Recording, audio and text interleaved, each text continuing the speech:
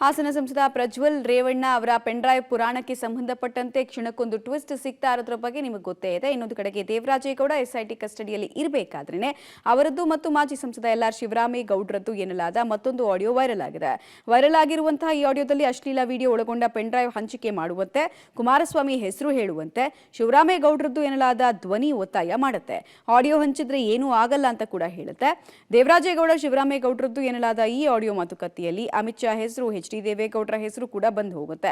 ಈ ಆಡಿಯೋ ನಿಜ ಆದ್ರೆ ಪೆನ್ಡ್ರೈವ್ ಕೇಸ್ನಲ್ಲಿ ಕುಮಾರಸ್ವಾಮಿ ಅವರನ್ನ ಮಾಸ್ಟರ್ ಮೈಂಡ್ ಮಾಡೋದಕ್ಕೆ ಯತ್ನಿಸಿದ್ರ ಎಲ್.ಆರ್. ಶಿವರಾಮೇಗೌಡ ಎಂಬ ಪ್ರಶ್ನೆ ಸಹಜವಾಗಿ ಉದ್ಭವಿಸುತ್ತೆ. ಎಸ್ಐಟಿ ಇದರ ಸತ್ಯಾಸತ್ಯತೆಯನ್ನು ಪರಿಶೀಲನೆ ಮಾಡಬೇಕಾಗಿದೆ. ಸೊ ವೈರಲ್ ಆಗಿರುವಂತಹ ಈ ಆಡಿಯೋದಲ್ಲಿ ಏನೇನು ಅಂಶಗಳು ಇದೆ, ದೇವರಾಜೇಗೌಡರು ಹಿಂದೆ ಮಾಡಿರುವಂತಹ ಆರೋಪಕ್ಕೆ ಪುಷ್ಟಿ ಕೊಡ್ತಾ ಇದೆಯಾ ನೋಡೋಣ. ಕುಮಾರಸ್ವಾಮಿನೇ ಬಿಟ್ಟಿರ್ಬೇಕು ಅಂತ ಹೇಳಿ, ಕುಮಾರಸ್ವಾಮಿಗೆ ಅವ್ರ ಮಗ ಮುಂದಕ್ಕೆ ಬರ್ಬೇಕು ಅಂತ ಆಸೆ ಇದೆ, ಇವ್ನು ಮುಂದಕ್ಕೆ ಬಂದ್ಬಿಟ್ಟಾನ ಅಂತ ಅದಕ್ಕೋಸ್ಕರ ಮಾಡಿದಾನೆ ಅಂತ ಹೇಳಿ. ದ್ಯಾವೇಗೌಡ ಮಕ್ಕಳು ಏನ್ ಕಡಿಮೆ ಅಂತ ಇಟ್ಕೊಂಡ ಇನ್ನೂ ಆತ್ಮಹತ್ಯೆ ಮಾಡ್ಕೊಳ್ಳಿಲ್ವಲ್ಲ ದ್ಯಾವೇಗೌಡ. ಕೇಳೋಣ ಇಲ್ಲಿ ಒಂದ್ ನಿಮಿಷ ಕೇಳಿ. ಇನ್ನೇನೇನು ವಿಡಿಯೋಗಳಿದೆ. ನಾನು ಬಿಡ್ಡಿಕ್ಕೆ ಮಾತಾಡಿದ್ರೆ ಬೆಳಿಗ್ಗೆ ನೀವ್ ಏನೇನಿದೆ ನಮಗ್ ಕೊಡಿ, ನೀವೇನ್ ತಲೆನೇ ಕೆಡಿಸ್ಕೋಬೇಡಿ. ಅವ್ರನ್ನ ಬಲಿ ಹಾಕಕ್ಕೆ ಗೌರ್ಮೆಂಟ್ ತೀರ್ಮಾನ ಮಾಡ್ಬಿಟ್ಟಿದೆ. ಅರ್ಥವಾಯ್ತಾ? ಸರಿ ಸರಿ ಸರಿ ಅಣ್ಣ. ನೀನೇನ್ ಪೆನ್ ಡ್ರೈವ್ ಅನ್ನು ನಾಲ್ಕು ಮಾಡಿ ಹಾಸನದಲ್ಲಿ ಹಂಚಿಲ್ಲ. ಹಂಚಿದ್ರೆ ತಪ್ಪೇನಿದೆ ಹೇಳಿ. ನೀವು ಲಾಯರ್ ಅಲ್ವಾ? ಅದೇನಂತ ಏನು ಆಗಲ್ಲ ಅಣ್ಣ. ಇದು ಪನಿಷ್ಮೆಂಟ್, ಕಾನೂನು ಪ್ರಕಾರ ಪನಿಷ್ಮೆಂಟ್ ಅಲ್ಲ ಅಣ್ಣ. ಹೆಣ್ಮಕ್ಳು ಮಾನ ಮರ್ಯಾದೆ ಅಣ್ಣ. ಅವ್ರ ಶೀಲದ ಬಗ್ಗೆ ನಾವ್ ಯೋಚನೆ ಮಾಡ್ಬೇಕಲ್ಲ.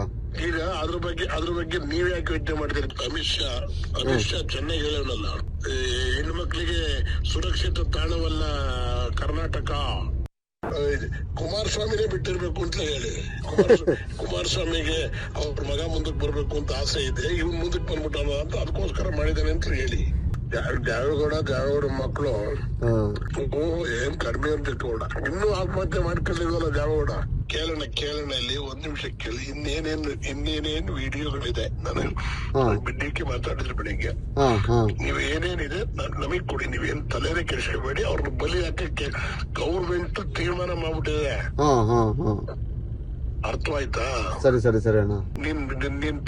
ನೀನೇನ್ ಪೆನ್ ಡ್ರೈವ್ ಅನ್ನು ನಾಲ್ಕು ಮಾಡಿ ಹಾಸನದಲ್ಲಿ ಹಂಚಿಲ್ಲ. ಹಂಚಿದ್ರೆ ತಪ್ಪೇನಿದೆ ಹೇಳಿ. ನೀವು ಲಾಯರ್ ಅಲ್ವಾ? ಅದೇನಂತ ಏನು ಆಗಲ್ಲ ಅಣ್ಣ. ಇದು ಪನಿಷ್ಮೆಂಟ್, ಕಾನೂನು ಪ್ರಕಾರ ಪನಿಷ್ಮೆಂಟ್ ಅಲ್ಲ ಅಣ್ಣ. ಹೆಣ್ಮಕ್ಳು ಮಾನ ಮರ್ಯಾದೆ ಅಣ್ಣ.